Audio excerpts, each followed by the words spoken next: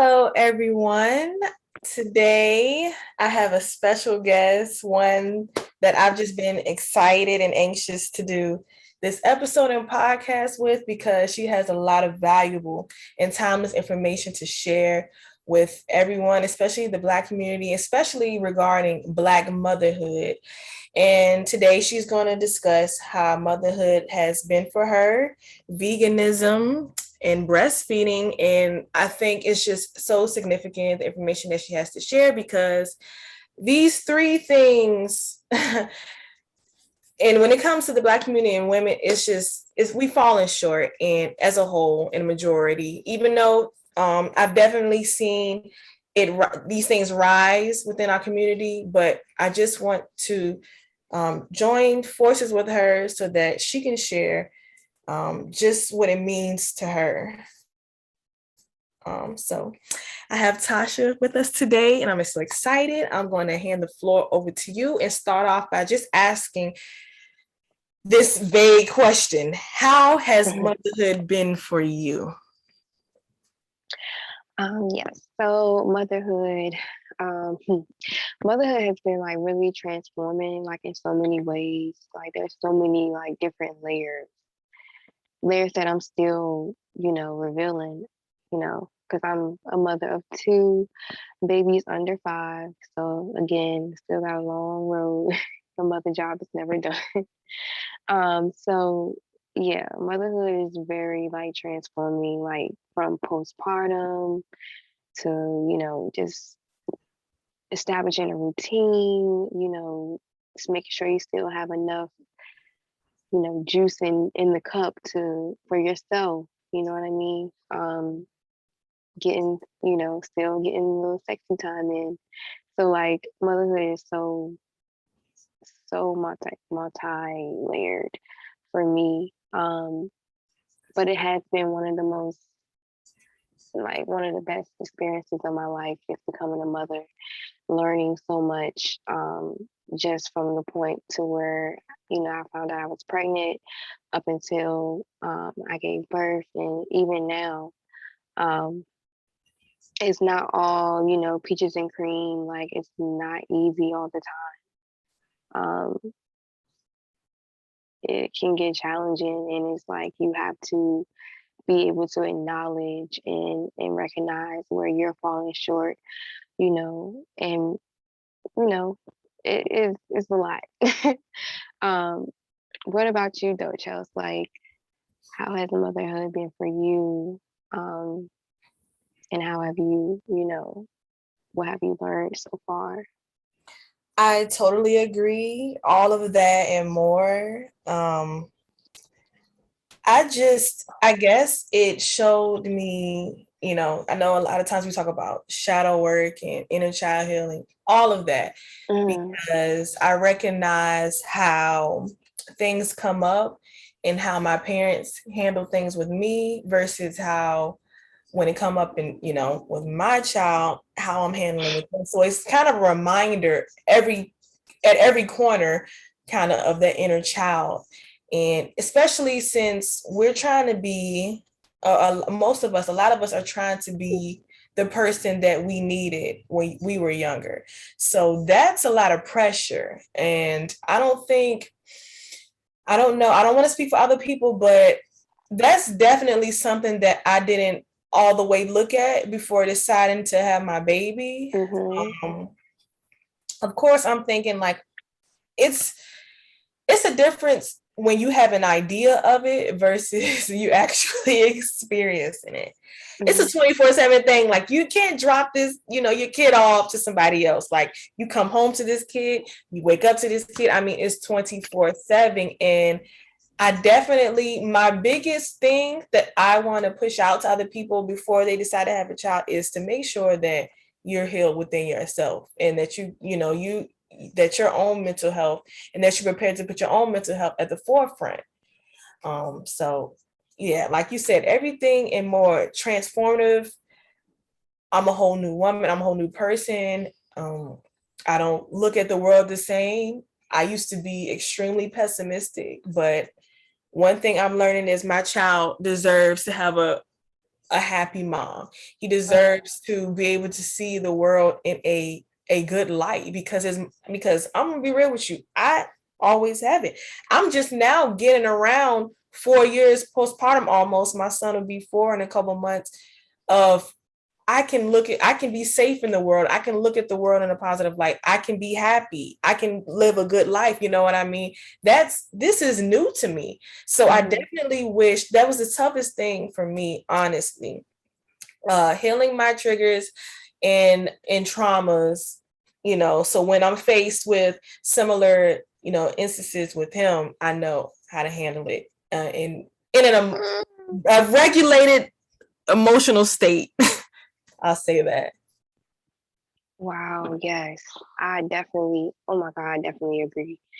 Like our babies deserve a happy mom. Like you couldn't say that any better. Like, and I have to remind myself sometimes I find myself stressing over the littlest things or, um, and I have to remind myself how I handle things and how I cope with things. They're watching me, they're absorbing me, or they're like sponges, like they watch what you do and they're going to take on those habits that they're going to mimic those that they see their parents doing. Right, because you So can't pick and choose. You know what I'm saying? They see the good, mm, bad, and the ugly, period. yeah, yeah. So yeah, it's very important to do that work. You know what I mean? And a lot of us, we don't put in the work that needs to be put in before we have children, and that's mainly because you know we I feel like even my parents, my mom, I feel like I'm still learning about her. She's still learning. You know what I mean? Like there's a Right. lot of generational, curses for lack of a better word that is still, and I'm just from my generation, I'm just trying to, try to put it into that and kind of like attack whatever issues or trauma that I have had on. That way I'm not passing that down to my babies because that has to end. It has to. And that starts with just education and having an open mind, and being, open to looking at the world in a different way, as you put it. Oh, Um, so I agree with everything that you said. Motherhood is a very important stage in every woman's life. I feel like because you meet another side of you. Like when you give birth, you just gave birth to a baby, but I feel like you also gave birth to another person. Like you're different. Nothing's going to be the same from that point on. Like mm-hmm. literally, like you're nothing. And I feel like postpartum, like you mentioned. Oh, I'm sorry. Like you mentioned, your 4 years postpartum. Postpartum is underrated. Like people think, oh, you had a baby 6 months ago, a year ago, 4 years ago. No, like postpartum is real. Some people never recover, and I want to. That's what I'm saying. It's such a myth. Like, oh well, you'll be good. Like women are going back to work after 30 days. You know what I'm saying?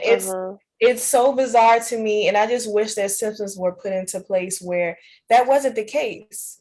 And some, like I said, it having a baby sometimes all the way up into death causes like extreme detrimental effects to your health, your mental health. There are many, I can point out a couple of changes in my body and in myself that are just different since I've had a baby. People don't look at it like that. They think, oh, the baby's out, you're good. Let's get back to normal. You're never normal. You're never a quote unquote normal again or pre-birth again. Even if you've lost your child, even if miscarriage or whatever, you're still not the same. You carried a child. You know what I'm saying? So it's such a big deal. And I just wish that people were more sympathetic, empathetic to just to labor, to giving birth, to being a mom, to everything, to all of it. Yeah, yeah. Like it is like I could talk for days about postpartum. Like you know, like after you have a baby, you need to be taken care of as well. It's very important, like mentally and physically, emotionally, all those things. Like it's very important. And if you do have a supportive partner or a mother, a supportive mother, whatever, a family friend, um, that's very important because you know, you just your body just developed a human being. Like, and I feel like that is so like people don't realize like what that puts the body through. So, and for the mothers who have to go back to work after 6 weeks, like it's like before I became a mom, I would say, I mean, I was never that person who's butting in other people's business, but you know, it's like you have like certain, well, when I have my child, I'm gonna do this, or when you know what I mean. But like after I became a mom, I really like became less um judgmental, for lack of a better word, like Mm-hmm. because you just realize like this shit is I don't know what, like it'll right. be some moments it's like, oh crap, I don't know what the hell I'm doing, and I have to learn it for myself because I'm not speaking for myself. I I don't have that relationship with my mom to where I'm open with her to the point Mm, where I can go to her and be like, hey, I don't know what I'm doing this. And even then it's this, that certain dynamic where it's like, I don't know if you handled the things the way that I needed you to handle. So how do I even feel comfortable with coming to you for advice? So, and then we yeah. worry about being judged because it's like when you're a mom, Hmm. right? You're supposed to just automatically know all the things that there is to know, and that's so not true. No one gives you. You don't have a manual, and every child is different. All children have different personalities. All child is not the same. So you have Hmm. to learn your child and curve to their needs as well as yours simultaneously. And if you have a spouse, you have to add in all that too amongst life and this and the third. So even if we don't even have the time to just be a mom, like in this day and age, you can't just be a mom. You see what I'm saying? Maybe it would be a little easier if you could just be a mom. But even if you just were given the time to just be a mom, do you know how many issues will arise? How Yeah. emotional it is? Just everything. So we're so godly. I say it all the time, like I feel like a lot of people are godly in general, but women definitely are like close to God in that regard. Specifically black women, I feel like we're that we set the Mm-hmm, bar, like mm-hmm. and that's period. That's period. And you know, motherhood is beautiful. Don't get me wrong, it's beautiful. It's nothing like it, honestly. And I enjoy both of my birth experiences. um I had um great deliveries. Both of my pregnancy went smooth. Um, so you know, I like I said, motherhood is beautiful. It's a beautiful experience. I just want to emphasize that it's not all peaches and cream. It's not all dressing the baby up. And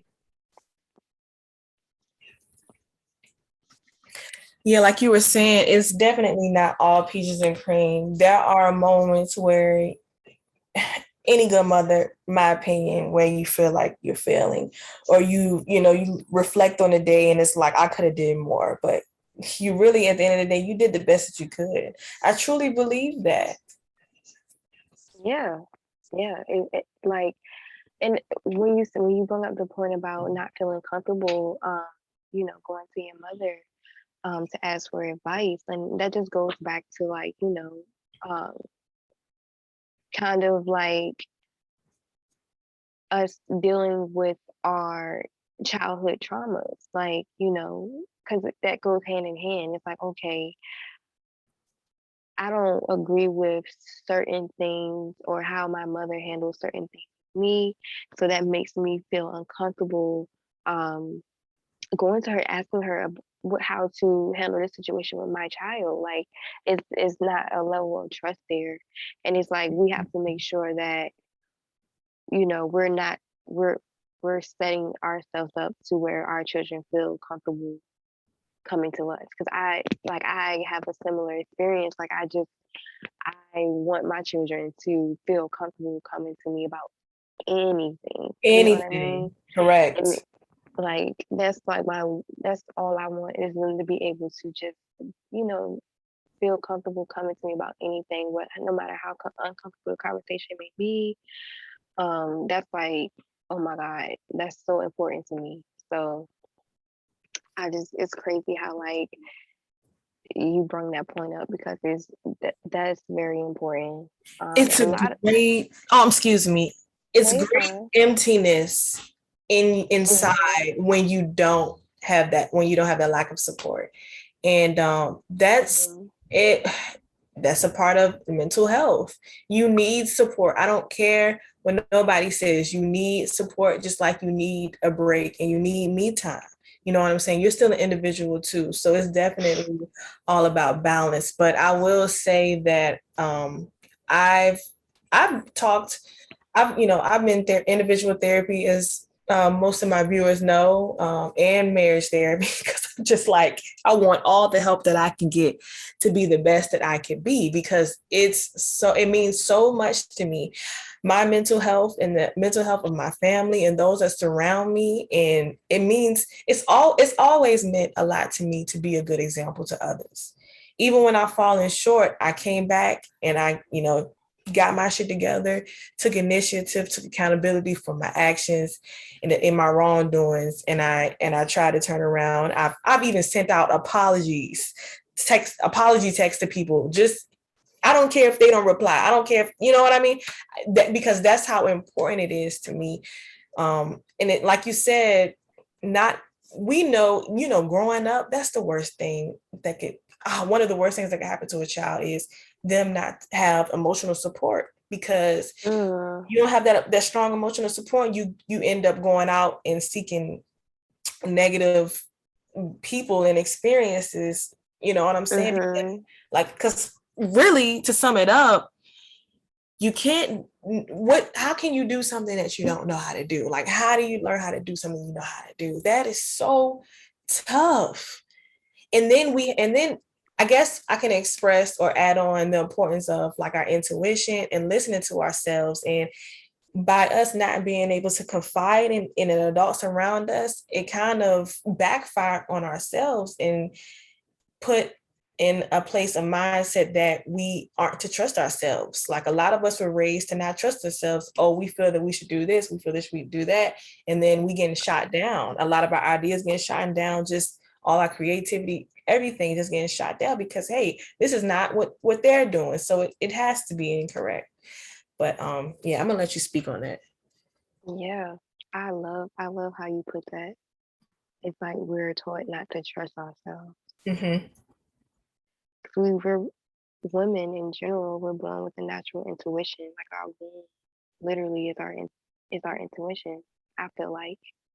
Um, and when you're not emotionally supported, especially at a young age, that kind of like deteriorates that slowly. So it's like I try to pay attention more to myself, how I feel, my emotions, and I try to identify like if I see like one of my babies going through um an emotional period, because it's like a fragile moment. Like you have to address those emotions because otherwise they get buried and Mm. turn into and manifest into something else. Mm-mm-mm. That's so So heavy. yeah, so it's very important. But motherhood I say motherhood as a whole, I feel like it's a beautiful experience. Um, and as far as it relates to Black women, you know, going back to trauma, a lot of Black women have like traumatic birth experiences, and that could be at the hands of, them not being cared for properly in the hospital, or just not having that emotional support. So, it's very important for us to educate ourselves and make sure that we know exactly what we want from our birth experiences. Um, so we can, kind of create a setting or an environment to where we can kind of establish that. Um, Absolutely. And like you said, that support also in the home. A lot of our women are not being taken care of in the home. And it's a sensitive, controversial, tough topic, what have you. But listen, because I interviewed all types of women, all types of shapes and sizes, all types of races, ethnicities, and the common denominator was they may have not been going, the relationship with their spouse or their partner or the child's father, what have you, it just wasn't good. And they ended up having, you know what I'm saying, a lot of complications. And not saying that that's the only reason why you will have like a lot of complications. Obviously, that's not the only reason why. That is one of the leading reasons why.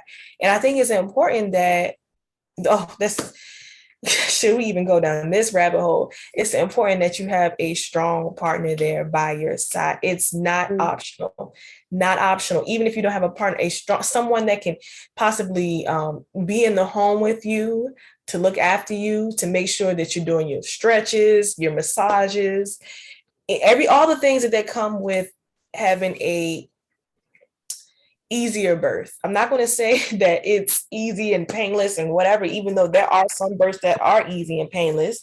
It is possible. Some people don't even think that it's possible. You see what I'm saying? So it's just so important that what's going on at home, so that if you have, here's the thing, if everything is straight in the home and you have a partner that supports you and that's researching things with you, when you go to the hospital, if you decide to, you know how and what they should be doing and how they should be treating you, at least the basics. You know what I mean? Yeah, and that is why it's important to have someone who supports you and knows exactly what you want, because they can advocate for you, because you're obviously in a vulnerable position if you're, in labor or you're giving birth. So you want to have someone by your side who can advocate for you, and let them know exactly what it is that you're wanting and desiring. Because believe it or not, the hospitals, they are very They don't give a damn. Say it how it is. yeah. So you want to make sure that you're in good hands um, at all times when you're in the presence of any type of medical provider. And if you don't have, and if you don't have a supportive person, maybe you can find a doula or a midwife that could support you in the way that you need to be supported. It's very important though, because Black women has the highest mortality rate as it relates to giving birth in medical facilities. So And I not think it's very essential. coincidental. It's very systematic, and it's come from an oppressive everything. A lot of things are systematically oppressive, and that's not a coincidence. That's not something that we're just deciding to be complicated about. And you know what I mean? We have to take notice of that, and we have to fix it. Yeah. So it's something I'm very passionate about. Like if any of my friends or cousins having babies, I'm like, look, you look, go ahead, do your research, make sure you know what's up, make sure you know what you want. Yeah, like it's important to me. It's something I'm very passionate about. And I was blessed to have like two amazing births. And I just want everyone to have that experience. Of course, everybody pregnancy is different, everybody labor is the same. But I just feel like the more educated you are, the more you know what you want. I feel like it just makes your experience that much better.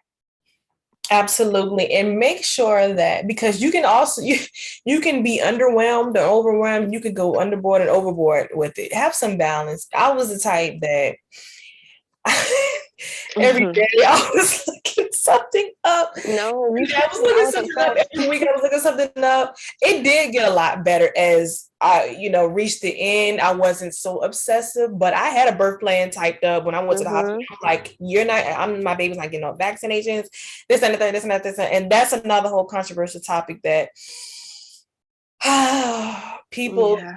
just dislike so much. And oh my God, the pressures of having your kid vaccinated, even after going to the doctor, and just the treatment that you get if I go to the doctor by myself versus with my husband. Oh my gosh, this motherhood thing, it's so layered, like Tasha said, and you have to know what you want. It's it's not about being pressured into doing something. So I will say I was pressured into going to the hospital because I know I'm going to mess this up, this word up, or I know you probably know what it is. I tested positive for they do the anal strip. Only pregnant women I know what I'm talking about. I can't think of the word, but I tested positive and they gave me penicillin. When I got to the hospital, I ended up throwing up anyway. And I came to the conclusion that I could have had my baby right in a tub. You know what I mean? I went to the hospital. I didn't take any epidural. I didn't have any medications. I had an all natural birth. I was in labor for 19 hours. I pushed my baby out in 2 minutes, lifting my own legs up. I got it on video. Period. I'm not lying. I did that. I did the damn thing. I could have did that at the crib. You see what I'm saying? They didn't give me anything for pain. It was just like, oh, this is my first baby. And I got pressured, and because of that, you know what I mean? So Yeah. oh my God, just so many things. Even I had to heal from my experience with how long I breastfed, which we're going to get into the breastfeeding. I had to heal with not bringing home my placenta the way I wanted to because of me testing positive for I'm gonna get the name for you. I'm gonna put it in the comments and put description, but for testing positive for the little anal strip. And not talking about STD. It's not an STD. It's a word for it. And yeah, so I guess test positive for that. But if I could just go back, I would. I definitely would. Maybe not the whole 19 hours of labor part, but the pushing out part. You know what I mean? Like, let's just skip to he's about to come out part. I would do that over again any day. Yeah, because it happened so fast. Like it happened fast for me too, both times. So yeah. You are so blessed. I'm so amazed every time you talk to me about like your motherhood, your labor, your birth, you breastfeeding. I want to let's just slide on into that. Talk to me about breastfeeding. How has your experience been with your children and breastfeeding? Please, because listen, guys, I'm just so amazed. I'm like not even kidding. This lady is amazing. But go ahead. Oh, thank you, Chubb. So breastfeeding, like, it's essential. I feel like it's essential for every baby to experience some level of breast milk from their mother. Is milk is milk made for them? It has everything everything they need is their their medicine. So for me, I'm currently breastfeeding, and I breastfed my firstborn for a little over 2 years. Um, and I began to wean her off. And I'm currently breastfeeding my youngest. So a lot of mothers get discouraged from breastfeeding, especially in hospital facilities, because they feel like they're not giving their baby enough milk. But let me just say this: like when you first give birth to your baby, you're not going to have a bunch of milk in your boob. That's not how it works. You're going to have a little bit of milk. It's called colostrum. It's very nutrient dense. It's everything your baby's going to need. Your baby's stomach is only like the size of a pea. But of course, that is not something that is encouraged in this society. So a lot of women get discouraged, and they're encouraged to, get supplement with breast milk. With formula. And that has happened to a lot of women that I know. that had their babies in the hospital who wanted to breastfeed. So again, that's where education comes into play, and just doing your research so you can know exactly what to expect and what not to expect. Um, but I'm a huge advocate for breastfeeding your baby, at least any time, like even if you just do it for a month, if it's just it's just so essential. Absolutely. um, Not everybody can do it for 2 years. Like I said, people have to go back to work. Some women have to go back to work within 6 weeks of giving a baby, having birth to a baby, which is so bizarre to me. So of course, like when going back to work, it can become more difficult to pump or to actually latch your baby on, depending on your work situation. And sometimes your milk just end up drying out. So again, not everyone can breastfeed for that long, but whatever you can do, like even if it's just a month or however long, it's gonna benefit your baby. Um, so yeah, that's just my outlook on breastfeeding. Um, it's very important, just from a historical standpoint. There's like just a little bit of trauma tied to it, being that some of our ancestors were forced to feed you know the babies of our oppressors Mm, instead of their own, and that's a whole another a whole another conversation. Which but it just makes it more important today for us to break that cycle, um, and feed our babies what they deserve. Give them the nutrients they deserve, rather than absolutely. you know uh, the store bought formula milk. And everybody is different. Some people have complications breastfeeding. But there's options for lactationists.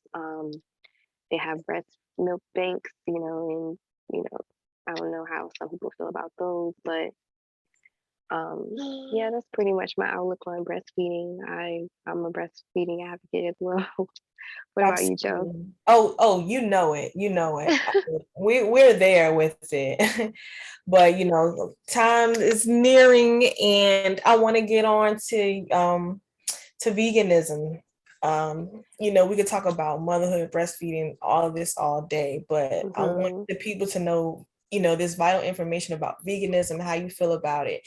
Mainly, how do you suggest someone start a journey of veganism, and how do they become motivated? Because I know a lot of the foods that we eat are addicting and hard to kind of wean off of. So, like, what are your recommendations? Um, okay, so I think the first step is to find your why. Like, okay, your why. Some people are vegan because, they love animals and they don't think animals should be killed and eaten.